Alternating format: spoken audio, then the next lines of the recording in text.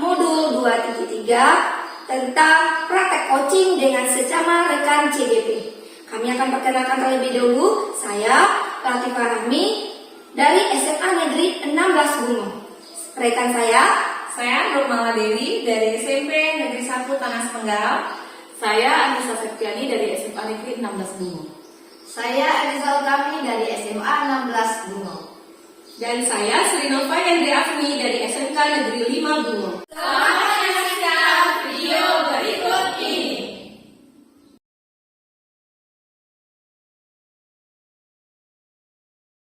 Assalamualaikum, selamat pagi Bu Dewi. Waalaikumsalam, selamat pagi juga Bu Afni. Bagaimana kabarnya hari ini Bu? Alhamdulillah hari ini saya sehat walafiat. Bagaimana kabar Bu Afni juga? Alhamdulillah sehat. Nah hari ini Ibu Dewi akan melakukan proses coaching ya. Bersama siapa coachingnya hari ini? Coachingnya Ibu Latifah.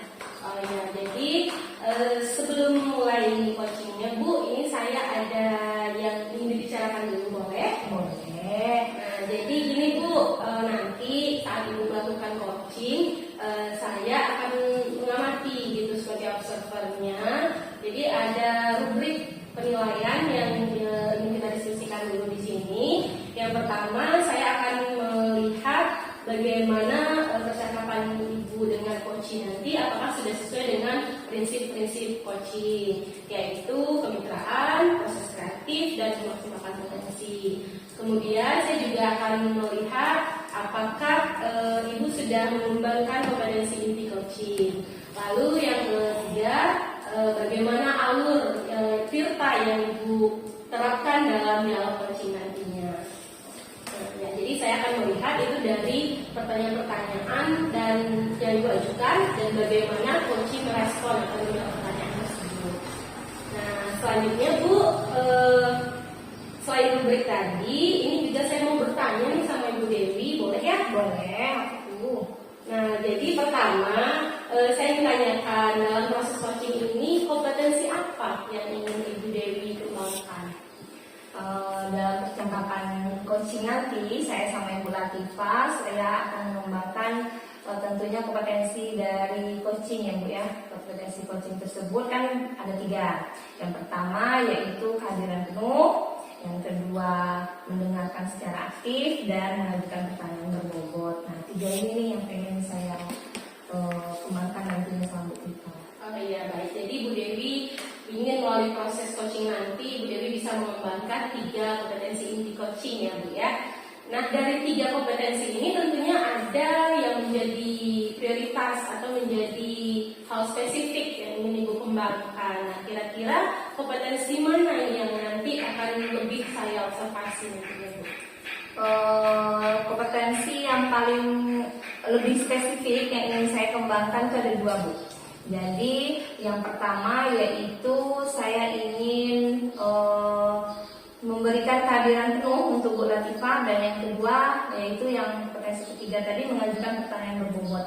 Jadi setelah saya memang benar-benar menghadirkan diri saya secara penuh kepada Bu Latifah, saya mendengarkan nanti cerita Bu Latifah bagaimana nantinya dengan pertanyaan-pertanyaan berbobot yang saya berikan ini mudah-mudahan bisa memberikan ide-ide baru untuk Bu Latifah dalam menyelesaikan masalahnya. Ya, berarti ini ya Bu ya, lebih spesifiknya di kehadiran penuh dan mengajukan pertanyaan berbobot. Nah, jadi apa sih Bu yang menjadi indikator ketercapaian kompetensi ini menurut Ibu? Indikator saya agar kompetensi ini tercapai, yang saya katakan tadi, saya ingin Bu Latifah ini menemukan sendiri solusinya. Jadi saya hanya membimbing dengan pertanyaan-pertanyaan saya agar Bu Latifah dapat mengembangkan pikirannya, mengembangkan ide-ide pikirannya dan menemukan solusi dari permasalahannya. Oh iya, jadi Ibu sudah jelas gitu ya Bu ya, proses coaching seperti apa yang akan Ibu laksanakan dan kompetensi apa yang akan Ibu kembangkan. Nah, jadi selanjutnya ya Ibu silahkan lakukan proses coaching dengan Ibu Latifah. Nanti selama prosesnya saya akan mengamati, dan setelah selesai ini kita ngobrol-ngobrol lagi ya Bu ya. Boleh. Ya, baik Ibu, silakan. Terima kasih Bu Afni. Assalamualaikum warahmatullahi wabarakatuh, Bu Tifa. Waalaikumsalam, Bu Dewi. Bagaimana nih kabarnya Bu Tifa hari ini? Alhamdulillah sehat. Dewi, apa kabarnya? Alhamdulillah saya juga sehat walafiat. Kabar keluarga Bu Tifa gimana? Alhamdulillah sehat juga semuanya, Bu Dewi. Kalau kabar anak-anak di kelas, nah gimana nih? Nah, kalau kabar siswa saya di kelas, alhamdulillah sehat-sehat semua, Bu Dewi. Tapi ada sedikit nih yang mengganjal di hati saya dengan anak-anak didik saya di kelas. Aduh, kayaknya nih ada memang saya lihat tadi wajah Bu Tifa tuh agak murung ya, karena memang ada sesuatu yang mengganjal seperti itu ya Bu Tifa. Jadi sore ini apa nih yang pengen Ibu dapatkan dari bincang-bincang kita? Itu makanya saya chat Bu Dewi, mau ngajak ngobrol, siapa tahu solusi yang saya ada masalah saya sekarang ini dapat solusinya yang terbaik, Bu Dewi. Nah, saya pengennya dari obrolan kita di siang ini, masalah-masalah di kelas saya itu dapat diselesaikan, dapat menemukan solusinya. Mudah-mudahan ya Bu Tifa dari hasil bincang-bincang kita, Bu Tifa bisa menemukan ide-ide baru supaya Bu Tifa bisa menyelesaikan permasalahan dari Bu Tifa. Tapi nih, jadi yang mengganjal di pikiran Bu Tifa ini tentang anak-anak di kelas ini gimana nih ceritanya Bu Tifa? Ini Bu Dewi, saya itu mulai kelas 2 Bu Tifa. Jadi kemarin kebetulan saya ditugaskan oleh kepala sekolah untuk mendata siswa kelas 12 siapa yang mengajukan perguruan tinggi. Nah, jadi saya bikin laporannya Bu Dewi, terus saya kasih ke kelas, saya suruh anak binaan saya mengisi. Nah, anak binaan saya kan ada 20 orang tuh Bu Dewi. Saya cek, ternyata dari 20 siswa itu cuma 5 orang yang mengajukan perguruan tinggi Bu Dewi. Di situ saya kecewanya Bu Dewi. Apa ya? Kayaknya kurang minat atau kemauan anak didik saya ini untuk mengajukan perguruan tinggi gitu Bu Dewi. Jadi yang saya tangkap nih dari cerita Bu Tifa barusan, dari 20 siswa Bu Tifa, jadi yang minat untuk melanjutkan ke perguruan tinggi itu cuma 5, sedikit sekali ya Bu ya. Jadi kira-kira dari yang 15 yang tidak mau melanjutkan ini apa nih penyebabnya Bu Tifa? Macam-macam Bu Dewi. Kemarin kan sempat saya tanya, tapi belum seluruhan ya Bu Dewi secara umum aja di depan kelas. Nah, kenapa ini tidak mau melanjutkan perguruan tinggi? Nah, saya tanya dulu, pertama sekali yang saya tanya tuh Bu Dewi ya, siswa itu di kelas lagi 4. Itu 4. Nah, ya kan masuk pintar ya Bu Dewi ya. Dia bikin di sana namanya, kemudian kerja orang tuanya petani, dan tidak lanjut ke perguruan tinggi. Saya tanya, kamu kenapa tidak lanjut ke perguruan tinggi? Saya jawab gini Bu Dewi, maaf Bu, saya pengen lanjut ke perguruan tinggi, tapi apalah daya Bu, orang tua saya tidak mampu, untuk makan aja susah Bu, apalagi kalau saya kuliah membutuhkan biaya banyak. Seperti itu yang dibilang Bu Dewi. Terus ada satu siswa saya lagi, saya cek anaknya ini 10 besar juga lah ya Bu Dewi ya, kalau nggak salah di 10 lah ya ini. Dia background orang tuanya PNS, yang bapaknya ini guru, nah ibunya ini bidan. Nah, ini saya tengok biodata pribadinya, dia cuma 2 bersaudara, dia anak dan tua, berarti tanggung jawab orang tuanya sekarang kok ke dia kan? Saya tanya, kamu kenapa tidak melanjutkan perguruan tinggi? Dia jawab seperti ini, Bu, saya malas Bu, yang namanya belajar itu Bu, ini taman SMA aja, boro-boro mending saya mau sekolah Bu. Keinginan saya itu Bu, saya pengen tes polisi Bu, atau tes kontrol. Jadi saya tamat SMA, saya langsung kerja Bu. Nah, itu dia bilang Bu Dewi, itu saya bilang, apa salahnya nak kita kerja sambil kuliah. Nah, kemudian saya bilang lagi, sambil banyak kok polisi-polisi itu kuliah sampai kerja, malah dia ambil jurusan hukum. Kan balance tuh Lina dengan profesinya dia. Nah, jadi kamu pun cepat untuk naik jabatannya. Nah, Anda samanya kamu nggak lulus, bukan ibu berarti kamu nggak lulus ya. Ini kan ada rencana kita. Nah, kalau tes polisinya nggak lulus, nggak mungkin juga lah pengangguran. Orang tua kamu berpendidikan, pegawai juga. Intinya Bu, saya untuk di kelas nggak betah, nggak malah saya mau Bu S2, S3 atau S berapanya Bu, penting dengan cara instan. Itu jawabannya Bu Dewi yang tersebut. Jadi dari cerita yang saya tangkap nih, permasalahan dari Bu Tipa ini, jadi ada sebagian dari anak Bu Tipa tidak mau melanjutkan ke perguruan tinggi karena biaya. Iya. Ya memang sulit juga ya Bu kalau dalam masalah biaya. Padahal kan memang kuliah sambil kerja pun bisa. Dan ada juga biaya mampu orang tuanya tapi memang anaknya yang tidak mau. Dia pengen langsung yang instan ya Bu. Jadi kalau saya ingin mengetahui dari Bu Tipa ini situasi idealnya keinginan Bu Tipa itu seperti apa nih? Keinginan Bu Tipa? Idealnya saya tuh keinginan saya ya Bu ya, nggak terlalu ambisi lah Bu ya, nggak terlalu antusiasnya. Saya pengennya dari 20 siswa itu sekitar 15 orang lah Bu melanjutkan perguruan tinggi, karena saya menilai anak saya ini mampu dalam bidang otaknya untuk kuliah itu gitu. Nah, kalau untuk masalah biaya, saya juga sudah kasih pengalaman pribadi saya ya. Saya ceritakan pengalaman pribadi saya ke anak didik tersebut, bahwasanya ibu dulu ini backgroundnya ekonomi ibu juga menengah ke bawah, nah bilang gitu. Tapi karena bimbingnya ibu, karena tekannya ibu untuk lanjut ke perguruan tinggi, nanti di kampus itu ada aja namanya beasiswa yang akan mempermudahkan urusan kita dengan syarat kita harus aktif di kampus, IPK kita tinggi, dan kita harus update terhadap info-info yang di kampus. Nah, ibu 4 tahun kuliah, keempatnya dapat beasiswa. Nah, itu pedoman utama kita, kuncinya itu adalah tekad. Saya bilang kayak gitu. Tapi tetap Bu Dewi, mereka mikirnya, Bu, nanti dia hidupnya di mana Bu? Oh, makan saya di sana, ngekos saya di sana. Dia mikirnya kayak gitu Bu Dewi. Belum dijalani sudah mikir yang kemana-mana. Jadi sebenarnya karena niat dalam hatinya yang kurang Bu Tipa, padahal Bu Tipa sudah memberikan motivasi, sudah memberikan contoh real nyata bagaimana perkuliahan Bu Tipa dulu. Bu Tipa memiliki beasiswa seperti itu Bu Tipa ya. Jadi di keadaan kelas Bu Tipa ini, misalnya kalau kita skalakan dari skala 1 sampai 100, ini keadaannya di posisi berapa Bu? Tadi dari 20 siswa ya Bu Dewi cuma 5 orang yang mau juga mungkin udah di skala 3 kayaknya. Seperempat ini dari seperempat Tiga jauh kan Bu Dewi? Jauh yang sesuai yang kita harapkan.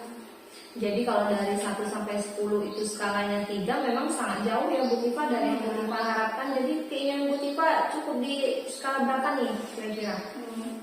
Saya kan tidak terlalu ambisi ya Bu Dewi, saya ngerti juga kok kemampuan anak didik saya yang lemah di otaknya atau ekonominya. Tapi kalau ekonomi itu menurut saya tidak alasan lah. Kalau otaknya mungkin tidak mampu untuk mencerna pelajaran, mungkin saya mampu ya kan. Jadi saya pengen skala itu 8 cukup. Untuk mencapai 10 mungkin belum bisa ya Bu Tipa ya. Karena kita kan berada di sekolah saya atau masyarakat masih daerah pedusunan ya Bu Dewi. Rata-rata orang tua siswa anak murid saya ini background itu cuma anak SD, SMP, cuma berapa orang yang sarjana atau punya profesinya PNS atau kerja-kerja kantoran itu Bu Dewi. Jadi memang betul ya Bu Tipa, karena sebenarnya karena lingkungan background dari orang tua juga, mereka tamatannya apa, jadi memang dukungan dari orang tua itu mungkin agak kurang juga ya Bu Tipa. Jadi untuk mencapai skala 8 nih yang Bu Tipa cita-citakan, kira-kira apa nih rencana Bu Tipa untuk mencapai hal tersebut? Nah, kalau untuk mencapai skala 8 banyak yang saya lakukan sebelumnya Bu Dewi. Yang pertama, saya sudah kasih wejangan, pengarahan di depan kelas secara bersama-sama. Karena didik saya tersebut, pentingnya kuliah itu untuk apa? Bukan untuk orang lain, tapi untuk diri kita sendiri. Dan juga saya sudah melakukan pendekatan personal terhadap anak didik saya tersebut satu persatu di jam istirahat ya, 1 hari 3 orang siswa. Saya panggil berapa, alasannya apa? Nah, pendekatan personal ada sudah, tapi tetap untuk misi Galko yang terbaru untuk belajar berdiri itu masih tetap ke 5 orang siswa Bu Dewi. Berarti pendekatan personal saya ini tidak berhasil. Nah, rencana saya ini Bu Dewi mau melakukan kegiatan parenting. Nah, nanti saya mempunyai persek, kita dari pihak sekolah manggillah semua orang tua siswa yang kelas 12 saja sih datang ke sekolah, dan nanti kita pihak sekolah melakukan sosialisasi kepada orang tua siswanya bahwasanya kuliah ini penting. Untuk melanjutkan perguruan tinggi itu penting. Nah, jadi siapa tahu dengan kita melakukan sosialisasi ini, pikiran orang tua itu terbuka dan otomatis mendukung anaknya ikut kuliah nantinya. Itu rencana saya, Bu Dewi. Bagus, itu pertanyaan rencana dari Bu Tifa itu. Tapi nih Bu, misalnya dari kegiatan parenting Ibu ini misalnya mengalami kendala atau orang tua yang datang mungkin tidak hadir kurang dari 50% misalnya ini, kita kan punya solusi-solusi cadangan. Nah, kira-kira gimana nih Bu Tifa? Ada lagi nggak ide-ide Bu Tifa untuk mengatasi masalah Bu Tifa ini apabila kegiatan parenting ini tidak berjalan mulus? Apa ya, Bu Dewi? Tapi harapan saya ya, Bu Dewi, kegiatan parenting ini, sosialisasi pada orang tua ini, kalau dapat adalah signifikannya naik ya, dari yang 5 orang itu aku tambah jadi 10.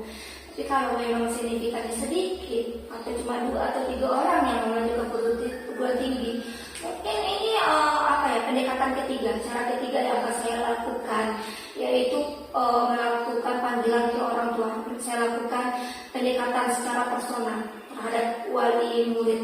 Nah, mungkin satu hari itu saya layangkan surat untuk 2 orang tua siswa dulu. Nah, nanti baru saya tanya face to face secara pribadi, apa sih alasan bapak atau ibu. Nah, siapa tahu dengan pendekatan personal ini hatinya luluh, pikirannya yang keras kayak batu itu jadi lembut, mencair ya Bu Dewi ya.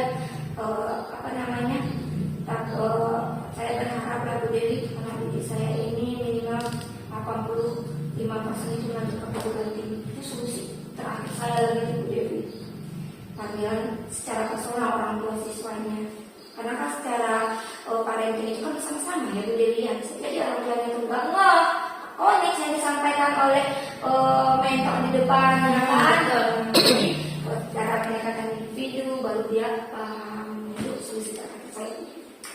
Sudah mantap nih kayaknya nih Bu Tifa nih ya, dari percakapan dari cerita Bu Tifa tadi, rencana Bu Tifa yang melakukan kegiatan parenting. Setelah itu apabila kurang berjalan mulus, Bu Tifa ingin melakukan pendekatan personal bagi orang tua. Sebenarnya orang tua yang mampu tapi dia kurang mendukung ya Bu Tifa ya. Memang kalau untuk pendidikan anak-anak itu kan memang dukungan dari orang tua itu sangat penting ya Bu Tifa ya. Jadi kira-kira kapan nih Bu Tifa mau melaksanakan rencana Bu Tifa ini? Dalam waktu cepat ini ya Bu Dewi, karena kan kelas 12. Sebentar lagi udah pembukaan ikut SN dan SD ya. Nah, kalau mereka tidak adanya melanjutkan perguruan tinggi, nanti terlambat pula Bu Dewi itu daftar SN dan SD. Nanti dalam waktu 1 atau 2 hari ini lah Bu Dewi mau saya cepat lah panggil orang tua ini. Nah, jadi dari percakapan yang sudah kita lakukan ini, apa nih yang kita dapatkan? Yang saya dapatkan yaitu yang jelas hati saya sudah plong, terhempaskan semua beban pikirannya Bu Dewi ya. Alhamdulillah Bu Dewi, dengan ngobrol-ngobrol kita yang singkat ini saya dapat gambaran dari Bu Dewinya. Makasih ya Bu Dewi ya. Nah, yang selama ini saya nggak kepikiran, Bu Dewi sudah memperkuatkan saya untuk menemukan solusi terhadap masalah saya sendiri. Sama-sama Bu Tifa. Jadi dalam rencana Bu Tifa ini kira-kira besok ini Bu Tifa memerlukan bantuan dari siapa? Dukungan dari rekan sejawat mungkin? Gimana kira-kira Bu Tifa? Kalau untuk kegiatan ini mungkin yang dilibatkan pertama sekali itu guru BK ya Bu Dewi ya. Karena guru BK ini adalah mereka yang akan mendidik atau mengasih arahan ke anak didik kita, bukan sekedar mendisiplinkan, tapi tentang bimbingan kader terhadap didik kita juga. Tapi karena guru BK di sekolah kami tidak ada ya Bu Dewi, tapi sekolah kami itu sekolah kecil Bu Dewi. Jadi tugas BK ini sekarang dihandle oleh wakil kesiswaan. Jadi yang saya libatkan nanti ya wakil kesiswaan, kemudian lagi kepala sekolah, karena kepala sekolah ini nanti meniti apa? Segala sesuatunya yang dibutuhkan dalam kegiatan parenting ini. Kalau gitu kita bisa bincang-bincang minggu depan. Saya ingin mengetahui gimana kelanjutan dari kisah Bu Tipa ini. Bisa nggak kira-kira anak didik Bu Tipa meningkat keinginannya dalam melanjutkan perguruan tinggi Bu Tipa? Amin. Kita lanjut besok ya bincang-bincangnya. Terima kasih ya Bu Tipa. Sama-sama Bu Dewi, udah bantu saya. Sama-sama Bu Tipa. Besok kalau Bu Tipa misalnya ada masalah lagi, ingin cerita-cerita lagi sama Siap, saya, Bu Dewi. saya siap menemani Bu Tipa, membantu Bu Tipa. Ya Bu Tipa. Ya, makasih Bu Dewi. Yo, assalamualaikum. Waalaikumsalam warahmatullahi wabarakatuh. Baik Ibu Dewi, bagaimana nih coaching tadi? Menurut Ibu Dewi sudah berjalan lancar atau gimana? Menurut saya proses coaching saya tadi sama Bu Tipa lumayan lancar ya Bu Agni. Alhamdulillah.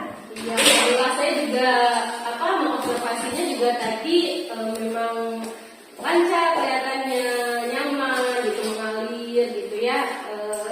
Bagus sekali Bu yang Ibu laksanakan tadi. Nah, tapi kita bincang-bincang sedikit boleh ya Bu ya? Jadi tadi saya sudah mengobservasi proses coaching yang Ibu lakukan bersama Ibu Latifah. Nah, jadi saya ada sedikit pertanyaan ini yang mau saya ajukan dengan Ibu terkait coaching tadi. Ya. Pertanyaan pertama saya, apa yang sudah Ibu lakukan terkait indikator ketercapaian pengembangan kompetensi yang Ibu inginkan? Jadi terkait kompetensi coaching yang sudah saya lakukan tadi, yang pertama saya sudah hadir seutuhnya untuk Bu Tipa. Saya sudah mendengarkan cerita Bu Tipa sebagai mendengarkan secara aktif, mendengarkan secara seksama bagaimana sih keluh kesahnya Bu Tipa ini gitu. Setelah saya mendengarkan cerita dari Bu Tipa ini, saya mengajukan beberapa pertanyaan berbobot yang sesuai dengan alur cerita, supaya Bu Tipa ini bisa menemukan ide-ide agar dia dapat menyelesaikan dengan sendiri bagaimana sih solusi dari permasalahannya sendiri, seperti itu. Iya, benar sekali Ibu. Jadi apa yang Ibu lakukan tadi itu juga sudah ada di catatan observasi saya. Di sini saya melihat tadi Ibu Dewi yang pertama sudah melaksanakan kompetensi coaching, yaitu yang pertama kemitraan. Ibu Dewi sudah membuat suasana nyaman, jadi sehingga coachingnya itu tidak terpaksa cerita. Coachingnya itu dengan senang hati meluapkan apapun yang dia rasakan, karena Ibu memakai prinsip kemitraan di situ. Nah, kemudian juga ada proses kreatif dengan pertanyaan-pertanyaan yang Ibu ajukan tadi itu bisa membuat ide-ide kreatif penyelesaian masalahnya keluar, gitu Bu. Dan yang ketiga, Ibu Dewi juga tadi saya lihat sudah memaksimalkan potensi yang ada pada coaching. Jadi coachingnya lah yang menemukan solusinya berdasarkan potensi yang dia miliki gitu. Nah, yang kedua ini tentang prinsip coaching. Saya lihat Ibu juga sudah hadir penuh, berusaha membuat coaching nyaman, mendengarkan coaching secara aktif. Kemudian Ibu juga sudah mengajukan pertanyaan berbobot berdasarkan kata-kata kunci tadi yang disampaikan oleh coaching. Dan yang terakhir di catatan saya, Ibu sudah lengkap ini menerapkan alur cerita. Ibu sudah mulai dengan tujuan pembicaraan ini, kemudian identifikasi masalah, lalu rencana aksi, dan menanyakan tanggung jawab yang akan dilaksanakan oleh coaching.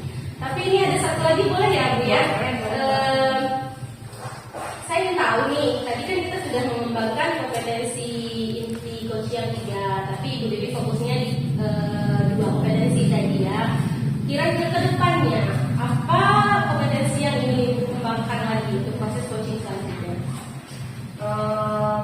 Untuk proses coaching selanjutnya, saya ingin lebih mendalami lagi dari alur cerita ini Bu Agni.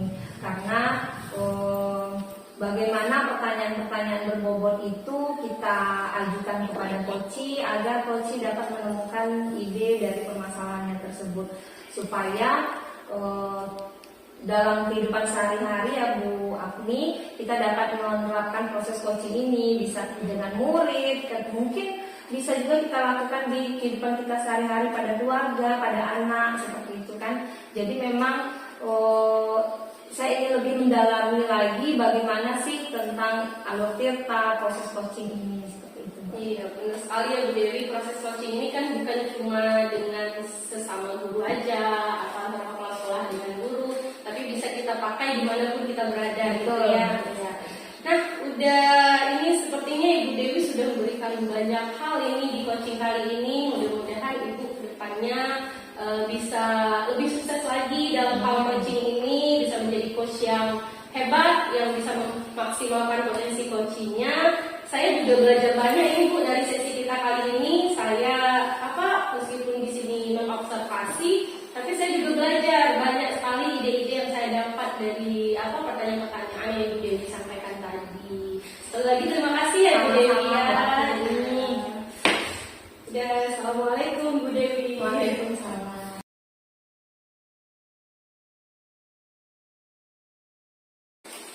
Assalamualaikum Bu Agni. Waalaikumsalam Bu Nisa.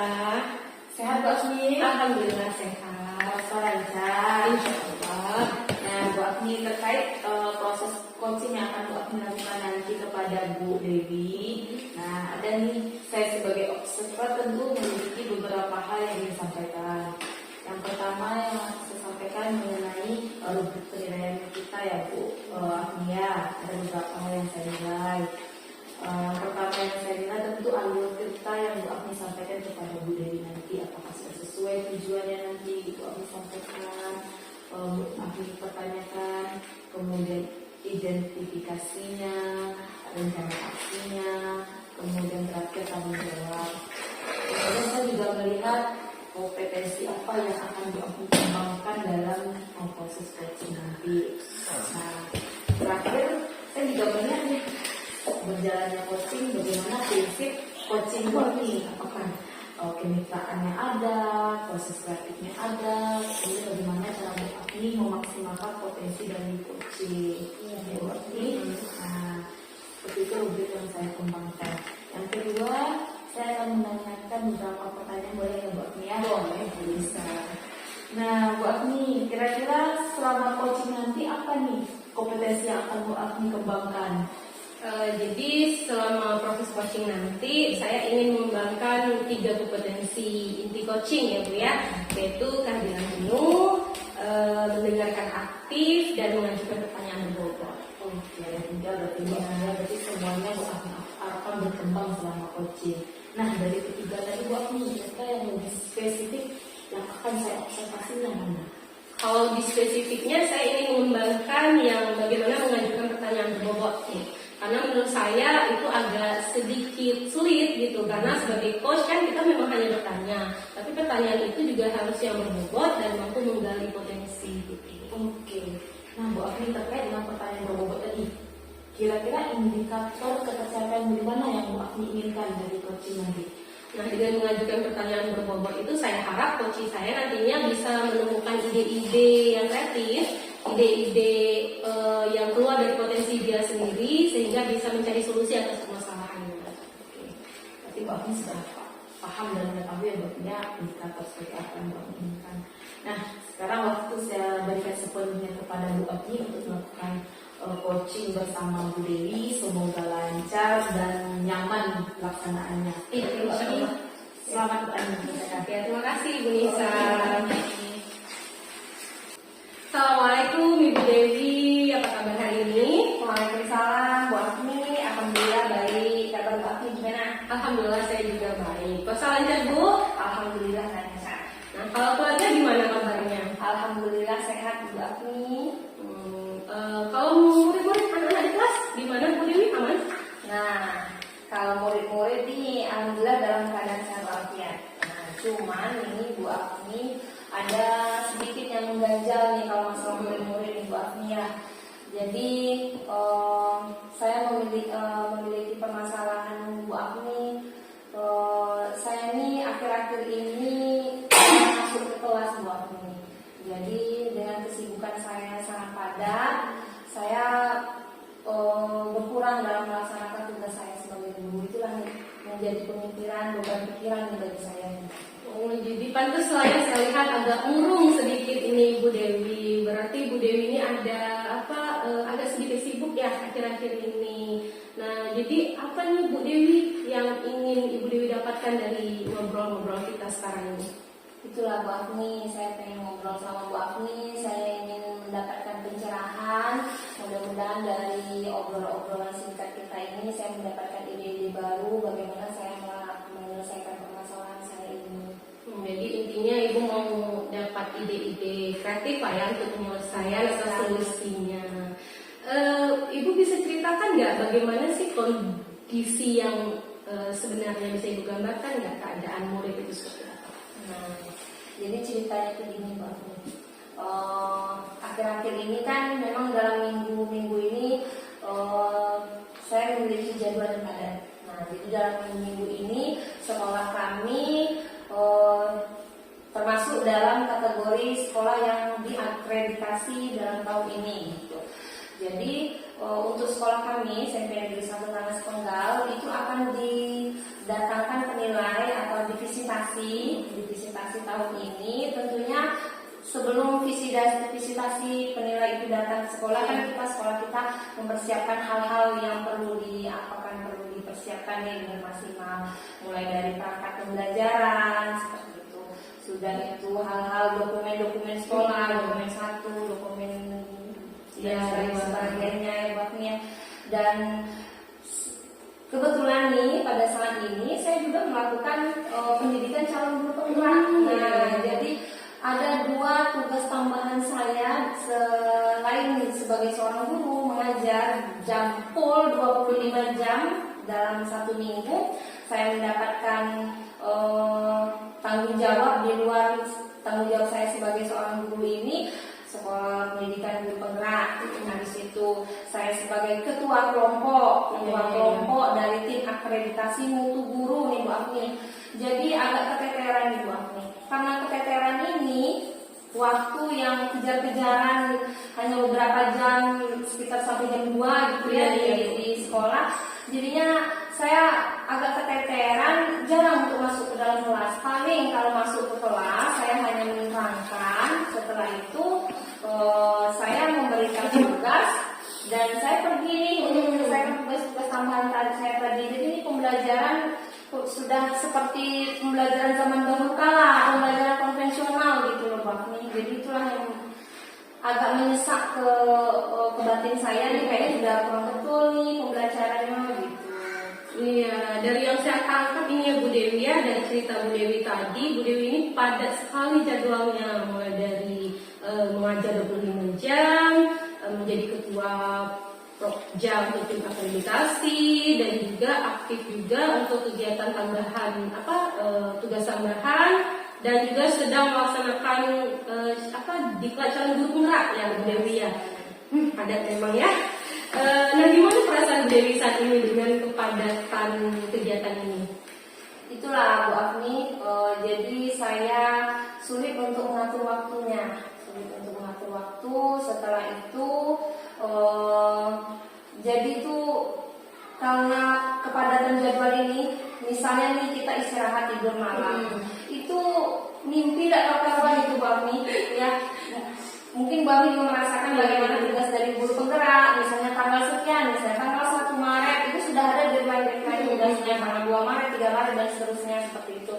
Jadi itu memang badan dan raga kita istirahat tidur, tapi tidak bisa dipungkiri itu tugas masuk ke dalam mimpi Bu Afni betul. Jadi istirahat kita itu tidak sepenuhnya istirahat 100%, masih kebayang-bayang. Tidak hanya tugas guru penggerak dan tugas tim akreditasi yang akan datang visitasi ini juga mengganggu pemikiran dari saya gitu. Ya, jadi ini ya Bu ya, sampai ke bawah mimpi gitu ya. Ke bawah mimpi. Nah benar, sebenarnya otomatis saat sekarang ini Ibu Dewi itu punya harapan lah ya Bu Dewi untuk murid-murid Bu Dewi. Nah sebenarnya Ibu Dewi itu berharapnya seperti apa sih pembelajaran yang Ibu Dewi harapkan?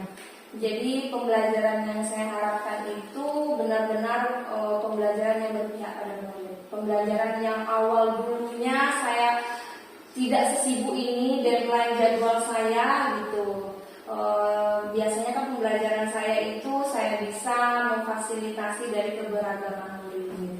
saya menyediakan media-media pembelajaran yang menarik bagi murid gitu. Mungkin tidak setiap hari saya membawa Infokus ke dalam kelas karena memang fasilitas di sekolah yang kurang, tapi sering lah gitu ya. Jadi saya ingin pembelajaran saya itu kembali normal seperti biasanya, itu cita-cita saya, supaya murid saya dapat menangkap pembelajaran saya, mereka kembali merasakan pembelajaran yang bermakna, bukan hanya seperti sekarang. Ibu Dewi datang, kasih rumus matematika, jelaskan, terus kasih soal latihan, Ibu Dewi pergi. Nah, Tambah pusing ya. tambah pusing murid jadinya. Kadang murid itu kan juga ingin bertanya. Namanya pelajaran ekstra kan kadang soal yang diberikan tidak sama persis dengan soal yang sudah kita contohkan. Jadi seperti itulah Bu Agni. Nah, kalau seandainya ini kita main skala ya Bu ya, menurut Bu Dewi skala level pembelajaran yang sudah Ibu terapkan saat ini itu berapa levelnya Bu? Kalau pada saat sekarang ini karena suasananya agak sedikit kacau Bu Agni, saya merasa pembelajaran saya ini berada di level 6 sepertinya. Level 6. Tapi tentunya Ibu punya harapan ya untuk mencapai level yang lebih dari level 6 ini. Ibu inginnya di level yang seperti apa? Kalau semangat saya ini untuk mengajar Bu Agni, saya ini pembelajaran saya ini berada di level sempurna, level 10. Jadi memang benar-benar saya memberikan hadir penuh untuk siswa saya, dan siswa saya juga kembali hadir penuh juga untuk saya. Jadi pembelajaran kami kembali sempurna seperti sedia kala. Jadi saya pengen memang pembelajaran itu yang sempurna. Saya memberikan yang terbaik untuk murid saya. Nah, jadi intinya Ibu Dewi ini ingin ibaratnya menghadirkan diri seutuhnya gitu ya Ibu ya, bukan murid-murid Ibu. Apalagi memang yang namanya murid ya Bu ya, memang butuh sosok yang untuk ditiru, digugu dan ditirunya gitu Bu. Jadi kalau seandainya Ibu menginginkan situasi yang bagus, situasi yang levelnya maksimal seperti itu, apa sih yang terpikir di pikiran Ibu saat ini? Kira-kira Ibu harus melakukan apa gitu? Ada solusi nggak? Apa ya Bu Agni? Memang suasananya sekarang ini agak kacau. Saya merasa kesulitan dalam mengatur waktu. Nampaknya memang waktu ini yang belum terkoordinir dengan baik ya Bu Agni. Nampaknya saya harus bisa mengatur waktu, memanage waktu, mana tugas pokok saya, nampaknya nih mana tugas pokok saya sebagai guru dan mana tugas saya, tugas tambahan dari seorang guru ini. Jadi nampaknya saya nih untuk tugas guru penggerak ini selama ini saya menunda-nunda pekerjaan. Misalnya kalau memang rentang waktu itu tugas itu dari tanggal 1 sampai 3, biasanya saya mengerjakan tugas di tanggal yang 3 ini ya. Jadi nampaknya itu sudah kesalahan saya dalam mengatur waktu yang telah lalu. Nampaknya memanage waktu lah Bu Agni, saya harus perketat lagi. Iya. Berarti kalau yang saya lihat ini Ibu kayak ingin melakukan perubahan gitu ya Bu ya untuk masalah waktu ini, kayak membuat jadwalnya gitu, lebih jelas aja rincian waktu pelaksanaan kegiatan Ibu yang beragam jenis itu ya Bu ya. Nah seandainya Ibu waktu sudah Ibu set sebagus mungkin, Ibu sudah buat hari ini ngapain, besok ngapain, sudah ada jadwal yang jelas, juga Ibu sudah mengatur sedemikian rupa, namun masih juga ada kendala mungkin gitu. Ibu masih keteteran dengan tugas-tugas tambahan yang banyak itu. Kira-kira apa yang alternatif lain yang bisa Ibu lakukan? Karena memang waktu ini sudah saya deadline-kan, tapi masih merasa kendala antara tugas tambahan saya tadi, guru penggerak dan tim akreditasi tadi. Nampaknya saya kembali berkoordinasi dengan rekan sejawat yang nampaknya yang Bu Agni.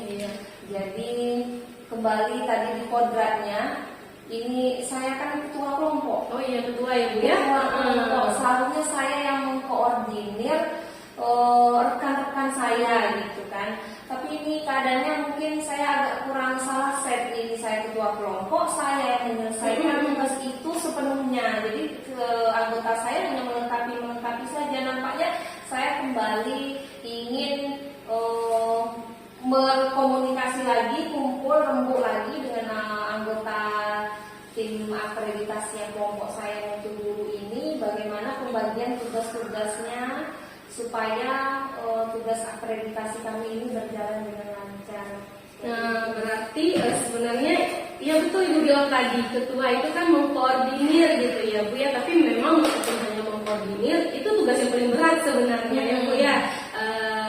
Apa sebenarnya Ibu sudah punya gambaran ini kalau saya lihat apa yang akan Ibu lakukan, kalau alternatif 1, alternatif 2 itu sudah ada di pikiran Ibu, tinggal pelaksanaannya ini Bu ya. Ibu Dewi ini indikatornya ini gimana Bu Dewi? Aksi Ibu ini bisa dikatakan berhasil, menurut Ibu indikatornya apa? Rencana saya ini bisa dikatakan berhasil apabila saya sudah mampu mengatur waktu dalam diri saya, tidak menunda-nunda lagi pekerjaan yang sudah saya lakukan selama ini, dan saya dapat berkoordinasi dengan baik kepada rekan-rekan saya sesama guru satu tim kelompok kami. Saya rasa itu sudah pencapaian maksimal menurut saya. Bagus sekali Ibu Dewi rencananya ini. Nah, jadi Ibu ingin bisa mengatur waktu lebih baik lagi ya Bu ya ke depannya, dan berkolaborasi dengan pihak-pihak yang nantinya bisa meringankan tugas-tugas tambahan Ibu, sehingga Ibu bisa hadir seutuhnya untuk murid-murid Ibu di kelas, gitu ya Bu ya? Benar sekali. Nah, jadi gini Bu, kan ini udah ada ide nih, solusinya sudah dampak. Kapan kira-kira Ibu akan melaksanakannya? Karena ini terkait proses pembelajaran, nampaknya saya perlu merencanakan tindakan saya ini besok pagi sudah harus mulai Bu. Langsung ya Bu ya? Jadi tidak perlu saya menunda-nunda minggu depan atau 3 hari lagi. Nampaknya besok saya pengen udah lebih disiplin lagi, lebih disiplin lagi dalam waktu supaya pembelajaran di kelas saya lebih cepat kembali ke seperti biasanya. Ya, mudah-mudahan ya Bu ya bisa rencana aksi ini bisa terwujud sesuai dengan apa yang Ibu Dewi harapkan. Namun dalam pelaksanaan rencana tentu kita kadang butuh dukungan dari pihak-pihak lain. Nah, di sini Ibu Dewi butuh dukungan nggak dari rekan-rekan atau siapapun? Butuh dukungan itu pasti ya Bu, karena kita sebagai manusia, kita makhluk sosial, pasti kita selalu memerlukan dukungan, interaksi dengan sesama. Jadi saya memerlukan dukungan dari rekan sejawat agar bisa bekerja sama ya Bu, ya bekerja sama dalam menyelesaikan tugas-tugas, dan juga tidak hanya di sekolahan, makanya saya juga butuh dukungan dari pihak keluarga, dorongan atau sebagai pengingat saya nih untuk menyelesaikan tugas-tugas tambahan saya ini di rumah. Alhamdulillah ini sudah lama ya kita ngobrol tentang ini Bu Dewi. Menurut Bu Dewi apa sih yang kita dapatkan dari percakapan kita saat ini? Apa yang bisa disimpulkan? Dari percakapan saya sama Bu Afni ini, saya merasa lega, saya mendapatkan ide-ide pencerahan. Kalau dari permasalahan saya tadi, saya dapat menyelesaikan atau menemukan solusi dari permasalahan saya ini. Jadi yang saya dapatkan itu kayaknya memang disiplin waktu itu sangat penting ya Bu Afni. Itulah. Berarti ini ya Bu ya, inti permasalahan Ibu tadi bisa diselesaikan dengan disiplin waktu gitu ya Bu ya. Ya, saya berharap ini saya nunggu kabar lah dari Ibu Dewi mungkin beberapa hari ke depan, bagaimana nih dari rencana aksi ini, apa perubahan yang bisa nampak gitu di murid-murid Ibu ataupun di Ibu sendirinya. Kita ngobrol-ngobrol lagi ya Bu ya. Boleh ya. Terima kasih Ibu Dewi atas waktunya, sudah bersedia curhat ibaratnya dengan saya. Saya dapat banyak hal ini dari Ibu Dewi sampaikan tadi. Saya juga banyak belajar dari cerita-cerita Ibu Dewi tadi. Sama-sama Bu Afni, jangan bosan-bosan Bu Afni mendengarkan setelah ke keluh kesah saya, cerita saya ya Bu Afni ya. Ya kalau ibu mau cerita saya selalu bersedia kapanpun dari manapun. Gitu. Terima kasih Bu Dewi. Sama-sama. Assalamualaikum. Waalaikumsalam. Oke Bu Afni, sudah selesai melaksanakan coaching tadi ya Bu Afni ya. Alhamdulillah. Saya juga menyaksikan luar biasa sekali tadi pelaksanaan coaching dari Bu Afni. Dari coaching yang luar biasa tadi, bagaimana perasaan Bu Afni? Yang pertama saya senang gitu Bu, lega juga sudah bisa mengantarkan coaching ini mencari solusi gitu permasalahannya. Saya senang karena tadi proses coaching itu berjalan lancar. Alhamdulillah ya. Nah, pada kegiatan kita kali ini pasca coaching ada beberapa pertanyaan yang saya sampaikan dan juga saya akan menyampaikan hasil evaluasi saya terkait dengan kegiatan yang Bu lakukan tadi. Nah, untuk pertanyaan pertama Bu Afni, nah kira-kira nih Bu Afni sudah melaksanakan coaching. Nah, indikator pencapaian Bu Afni tadi yang sudah Bu Afni lakukan apa saja? Tadi saya berharapnya bisa mengembangkan 3 kompetensi coaching. Yang pertama itu kehadiran penuh. Tadi saya sudah berusaha hampir sepenuhnya untuk berada sepenuh hati gitu terhadap coaching saya. Kemudian saya juga mendengarkan secara aktif, saya mendengarkan keluh kesah coaching, saya catat kata-kata kuncinya, sehingga dari kata kunci itulah saya bisa mengajukan pertanyaan-pertanyaan yang berbobot sesuai dengan alur tirta tadi Bu, yaitu tujuan, identifikasi masalah, rencana aksi, dan tanggung jawab. Nah, sehingga tadi dari proses dialog kami dengan coaching tadi, akhirnya coaching itu bisa mencari sendiri ide-ide kreatif untuk solusi permasalahannya. Gitu. Oke Bu Afni. Nah, terkait dengan apa yang Bu Afni sampaikan tadi mulai dari kehadiran penuh, kemudian mendengarkan aktif, apa yang Bu Afni sampaikan, kemudian kepada kompetensi yang Bu Afni kembangkan mengenai pertanyaan berbobot. Nah, saya juga berhasil nih menemukan data selama pengamatan tadi. Saya sampaikan yang Bu Afni ya. Nah, hasil evaluasi saya yang pertama terkait dengan pertanyaan berbobot yang Bu Afni sampaikan, saya rasa itu sudah tergambar nampaknya. Kenapa saya mengatakan sudah tergambar? Dari awal cerita tadi, coachingnya sudah mampu menyampaikan permasalahannya, sudah mampu menemukan solusinya. Artinya alur kita yang Bu Afni sampaikan tadi mulai dari tujuan, identifikasi, kemudian rencana aksi dan tanggung jawab sesuai nih dengan alur kita. Nah, artinya Bu Afni sudah mampu, sudah bagus melaksanakan atau memberikan pertanyaan berbobot kepada coaching. Oke, Bu Afni ya. Nah, kompetensi berbobot tentunya sudah nampak dari Bu Afni ya, sudah nampak saya sudah hasil depresen saya juga sudah tercetak semua ya. Alhamdulillah, ya bagus sekali Bu Afni ini. Kemudian prinsip coaching, kemitraannya jalan, tadi nampak sekali bahwa coachingnya merasa nyaman, kemudian bercerita bagaikan air, ya, lancar gitu. Berproses juga kreatif dan Bu Afni bisa memaksimalkan potensi dari coachingnya. Sukses sekali Bu Afni. Terima kasih Ibu Nisa penilaiannya. Nah, pertanyaan terakhir Bu Afni, dari melihat atau berkaca dari hasil Bu Afni melakukan coaching tadi, kira-kira kompetensi mana lagi nih yang mau dikembangkan untuk depannya? Kalau saya sih inginnya tetap itu Bu, bagaimana cara mengajukan pertanyaan berbobot. Karena kalau untuk kehadiran penuh dan mendengarkan aktif, saya merasa tidak ada kendala di situ. Tapi untuk mengajukan pertanyaan berbobot ini memang kita harus kreatif gitu Bu, bagaimana mengorek-ngorek informasi dari coaching. Jadi saya kedepannya akan lebih mendalami lagi tentang alur tirta, saya akan lebih sering lagi praktek-praktek coaching ini supaya kedepannya lebih baik lagi. Semangat ya Bu ya. Memang namanya ilmu tentu harus biasa. Iya, betul. Amin. Bu Afni semoga kompetensinya semakin berkembang, semakin sukses ke depannya. Amin. Oke, kita akhirnya Bu Afni karena kita dibatasi oleh waktu. Iya. Mohon maaf kalau ada kesalahan saya selama melakukan observasi kepada Bu Afni. Ya, saya terima kasih juga sama Ibu Nisa. Mudah-mudahan dengan observasi ini saya bisa menjadi lebih baik lagi ke depannya sebagai coaching. Terima kasih Ibu Nisa. Assalamualaikum warahmatullahi wabarakatuh.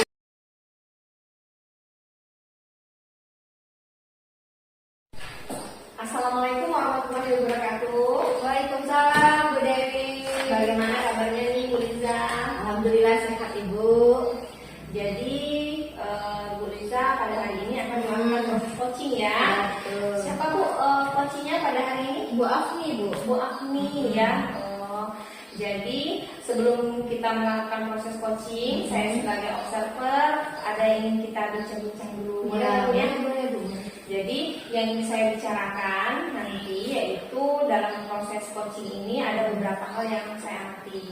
Jadi yang saya amati ini yang pertama nantinya apakah alur percakapan yang Ibu lakukan bersama coaching nantinya sudah sesuai dengan alur kita.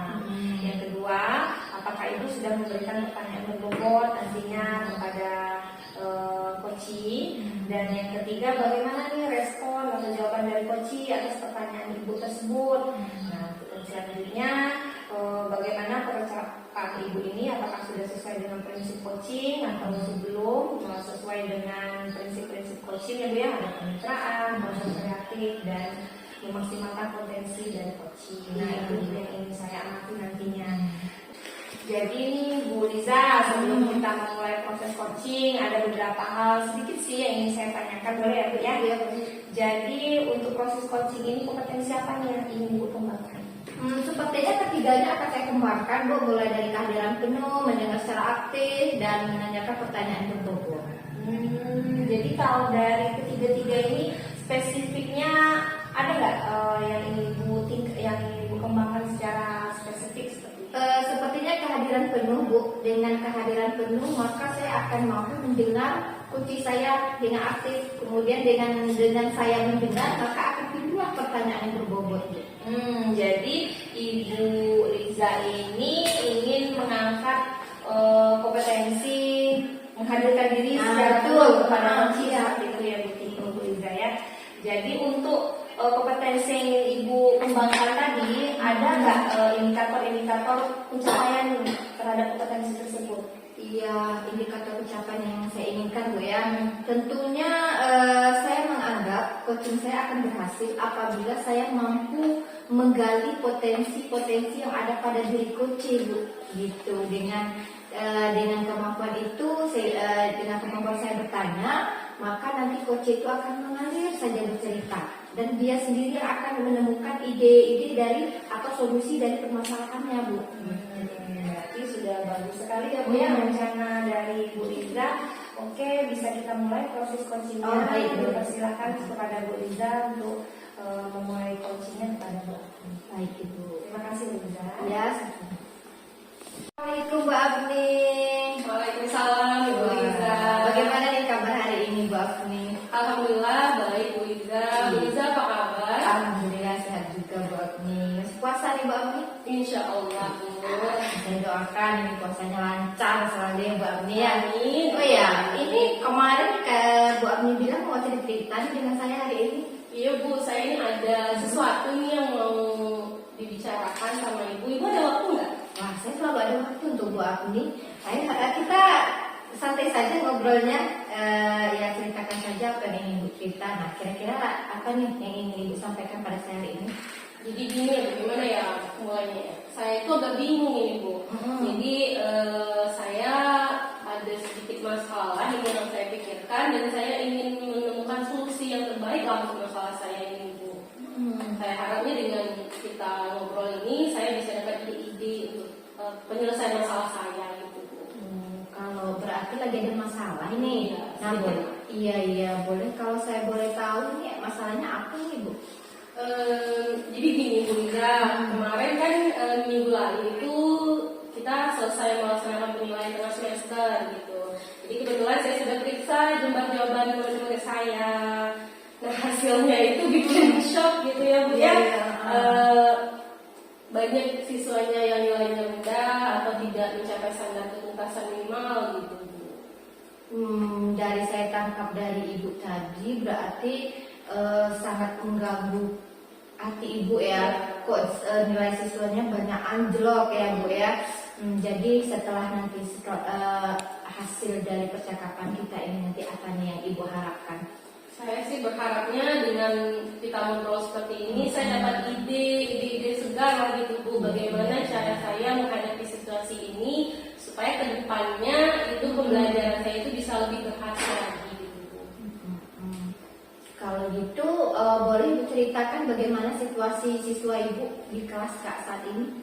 Nah, kalau saya lihat selama belajar itu siswanya aktif, pembelajarannya juga nyaman. Saya juga sudah memakai beberapa metode pembelajaran yang bervariatif. Namun herannya saya kenapa saat pelaksanaan ujian justru nilainya tidak memuaskan gitu Bu. Saat belajar sepertinya mereka paham-paham aja gitu apa yang saya jelaskan. Gitu. Jadi kalau dari skala 1 sampai 10 ini siswa yang tidak mungkin ya dalam satu kelas itu kan anjlok semua ya Bu ya. Pasti setidaknya ada beberapa. Nah, kalau menurut Ibu dari skala 1 sampai 10 ini berapa siswa nih yang anjlok? Kalau kemarin dari hasil analisis saya itu sekitar 30% lah Bu yang memang masih belum mencapai maksimalnya. Yang 70%-nya bisa standar minimal sudah tercapai, tapi saya sih belum puas dengan hasil itu gitu Bu. Wah. Jadi kalau 30% yang anjlok berarti ada 70% yang sudah rata-ratanya sudah di atas yang Ibu inginkan gitu Bu ya. Ya harapan Ibu berarti ke angka berapa Bu? Ya sebagai guru kita berharapnya semua siswa kita sukses gitu ya Bu. Jadi saya berharap murid saya 100%-nya itu memang bisa mencapai hasil yang maksimal gitu. Hasil yang sesuai yang diinginkan ya. Setidaknya ya kalau misalnya 80 sudah standar ketinggiannya semuanya sudah 80 gitu Bu ya. Itu yang diharapkan. Minimalnya di standar minimal lah gitu. Jadi penyebab ini Bu, menurut Ibu penyebab siswa yang anjlok tadi itu apa nih? Apa ya Bu ya? Saya kalau dipikir-pikir lagi, sebenarnya saya sudah melaksanakan berbagai jenis metode pembelajaran gitu, tapi kok masih juga belum maksimal. Tapi kayaknya ini Bu, saya pikir apa mungkin karena kebutuhan murid itu beragam gitu ya Bu ya. Jadi saya memang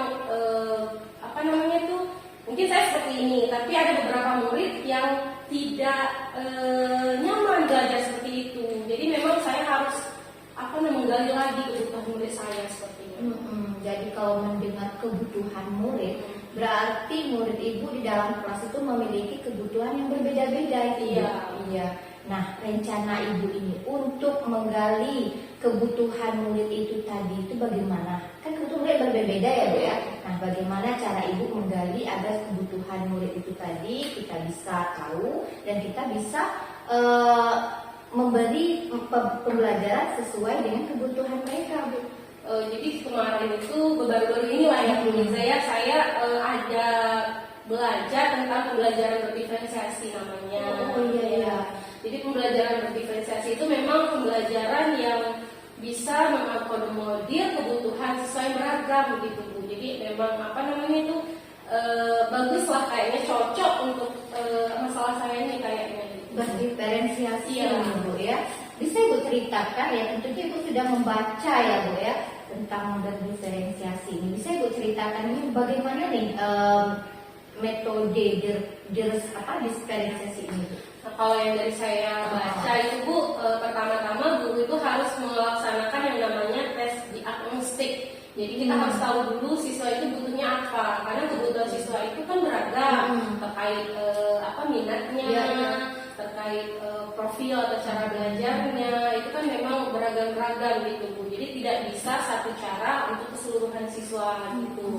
Nah jadi memang langkah awal saya itu ingin mengadakan tes diagnostik gitu Bu. Salah satunya itu kemarin saya ada tahu aplikasi Aku Pintar, itu bisa menganalisa apakah ada ini estetik, apakah ada ini audio atau visual gitu. Selama ini kan saya tidak pernah melakukan tes-tes seperti itu gitu Bu. Nah setelah tes diagnostik itu baru saya bisa menyusun gitu rencana pembelajaran saya, metodenya seperti apa. Jadi selama ini metode yang saya pakai mungkin belum cocok dengan kebutuhan anak. Kalau saya sudah menganalisa, mudah-mudahan anak itu metode yang saya pilih itu sesuai lah dengan kebutuhan mereka, gaya belajar mereka. Jadi saya akan variasikan kontennya, saya akan variasikan juga prosesnya, metode pembelajarannya, dan hasil produknya juga harus bervariasi. Karena Karena jujur Bu, selama ini saya cuma kasih tugas satu untuk semua, jenisnya sama iya, gitu. iya. Nah padahal anaknya berbeda, jadi seperti itu Bu. Bagus juga Ibu untuk menerapkan diferensiasi ini ya. Jadi nanti ada anak yang hobinya produk, masuk ke produk ya, kalau hobinya minat gitu Bu ya. Wah, mantap sekali Bu untuk proses diferensiasinya. Nah, tentunya ada yang perlu Ibu siapkan ini untuk menggapai tujuan Ibu tadi. Ya, tentunya tujuan Ibu tadi kan menerapkan proses pembelajaran yang berdiferensiasi ya. Nah, apa saja nih Bu yang harus Ibu siapkan? Yang pertama saya harus mempersiapkan asesmennya. Yang jelas asesmennya itu 3 ya Bu.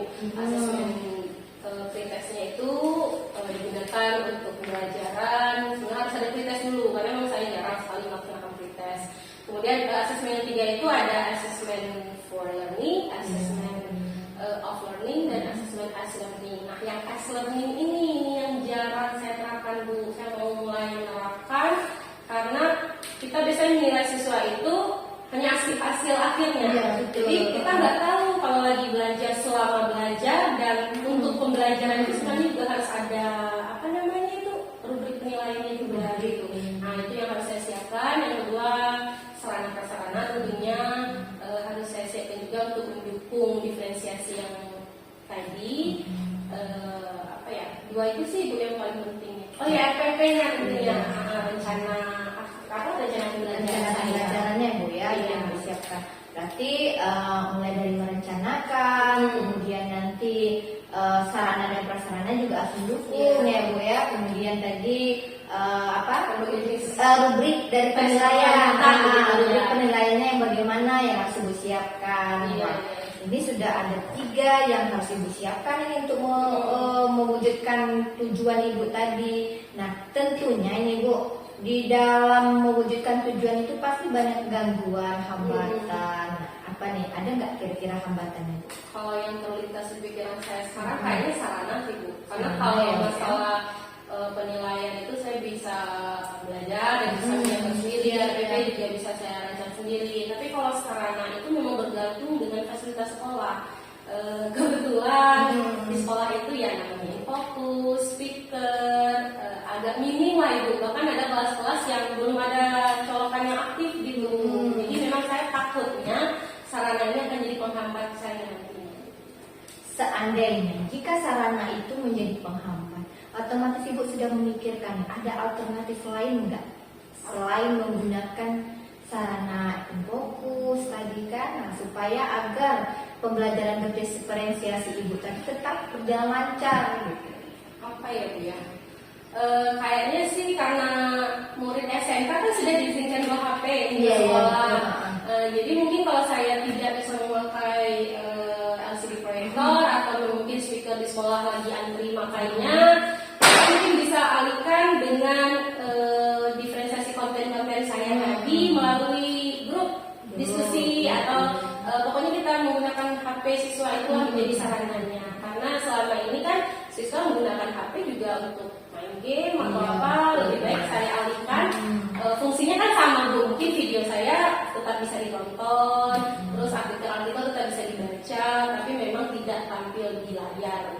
Berarti Ibu sudah memikirkan alternatif lain Bu ya. Wah ini mantap sekali Ibu nih. Jadi kalau pasti Ibu sudah memikirkan kira-kira nih ukuran ketercapaian Ibu, nah dalam keberhasilan mewujudkan tujuan Ibu ini bagaimana? Kalau indikator ketercapaian gitu ya, saya sih berharapnya menganggap aksi ini dianggap bisa tercapai kalau yang pertama kebutuhan murid saya beragam itu bisa terpenuhi. Yang kedua, saya suasana belajar di kelas itu nyaman, aman, dan bermakna bagi murid. Dan yang ketiga tentunya sesuai masalah tadi, siswa saya bisa nilainya di atas standar maksimal lah semua siswanya gitu. Jadi kalau yang saya tangkap Ibu jadinya sesuai dengan prinsip KHD nih Bu, berpihak kepada murid. Iya, 1, 2, 3 itu semuanya tentang murid semua. Berarti itu sudah berpihak kepada murid. Wah, ini mantap sekali Ibu. Jadi dari rencana yang Ibu sudah buat tadi, nah kapan Ibu yang akan Ibu laksanakan? Kalau maunya sih secepatnya Bu, karena ini Iya. baru selesai UTS ya, jadi kan mau mulai aktif lagi pembelajarannya. Jadi mungkin di minggu depan di pertemuan jam pelajaran di kelas tersebut, saya akan mulai menerapkan pembelajaran berdiferensiasi ini. Iya, jadi rencananya penerapan diferensiasi ini apakah hanya sekali pertemuan atau berkelanjutan? Maunya berkelanjutan Bu, karena saya takut juga kalau sekali penerapan mungkin belum tercapai Iya. secara maksimal, jadi harus ada siklusnya lah. Kelanjutannya ya Bu ya. Waduh, tidak terasa ini Bu. Ada satu lagi nih Bu pertanyaannya. Kalau tujuan sudah ditentukan, terus tadi Ibu sudah menetapkan secara berkelanjutan. Nah, siapa nih yang bisa membantu dari mewujudkan tujuan Ibu? Kalau yang bisa membantu seperti saya bilang tadi kan saya butuh sarana ya Bu ya. Berarti ada tim sarana atau di bidang sarana. Kemudian kalau memang tidak memungkinkan itu bisa kepala sekolah untuk meminta kepala sekolah memfasilitasi guru-guru di sekolah gitu.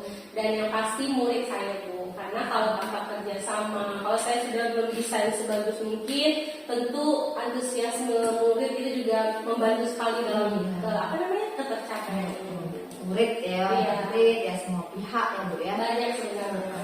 Aduh, tidak terasa ini Bu, sudah di penghujung kita nih acaranya, kegiatan kita ya.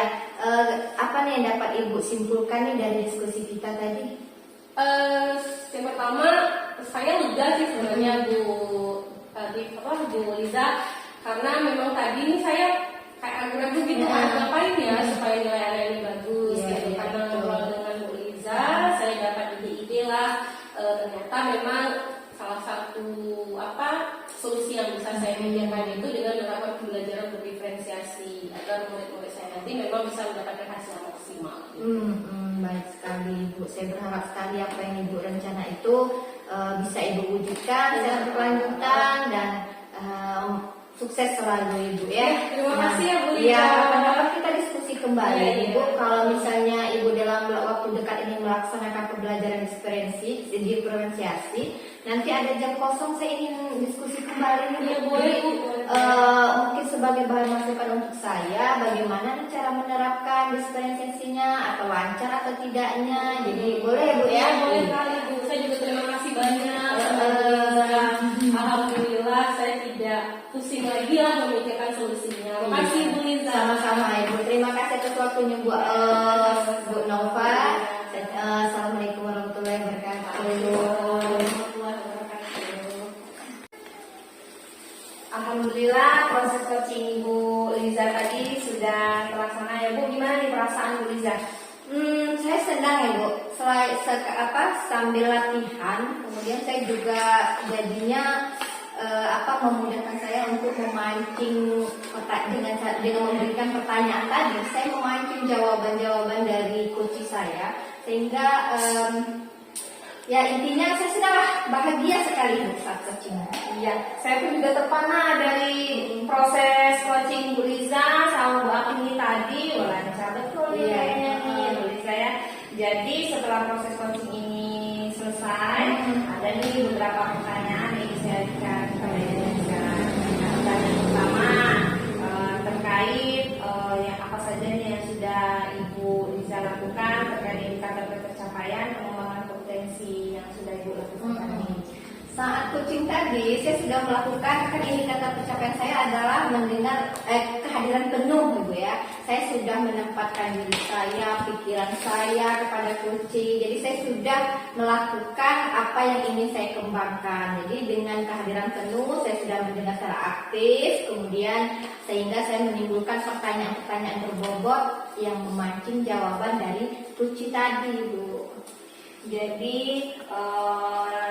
betul sekali Ibu Liza katakan dan sesuai juga dengan catatan observasi saya. Tadi saya perhatikan Ibu Liza bisa membuat perasaan Ibu Agni merasa nyaman untuk bercerita. Bu Liza menggali terus pertanyaannya. Jadi Ibu Agni bisa menemukan permasalahannya.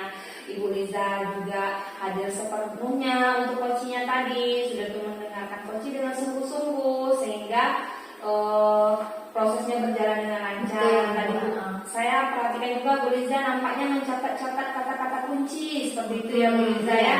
Nah, jadi proses yang Bu Liza lakukan tadi menurut saya juga sudah sesuai dengan alur peta tujuan, identifikasi masalah, rencana aksi dan tanggung jawab. Nah, satu lagi nih Bu Liza, untuk kedepannya kompetensi apa nih untuk kembangkan berdasarkan hasil dari proses coaching tadi?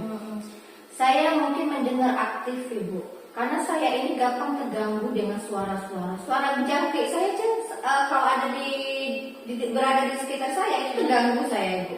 Jadi saya itu harus mendengar aktif, mendengar coaching saya, sehingga suara-suara yang di luar coaching itu harus saya abaikan. Gitu. Jadi memang nampaknya kelemahan dari Bu Liza ini bukan kelemahan, nampaknya kemampuan yang lebih tinggi nih Bu Liza ya. Bu Liza bisa mendengarkan hal-hal yang kecil aja bisa mendengar, Jadi tidak terganggu saya. bisa terganggu jadinya seperti itu ya Bu Liza ya.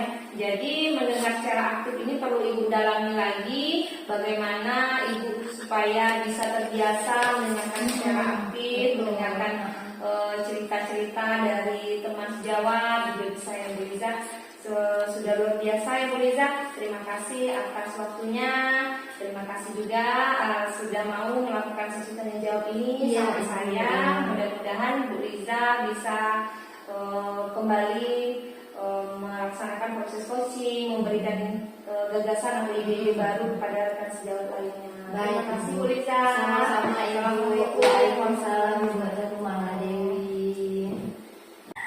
Terima kasih telah menonton video kami. Semoga video ini bermanfaat dan menginspirasi. Assalamualaikum warahmatullahi wabarakatuh. Salam guru penggerak. Tergerak bergerak.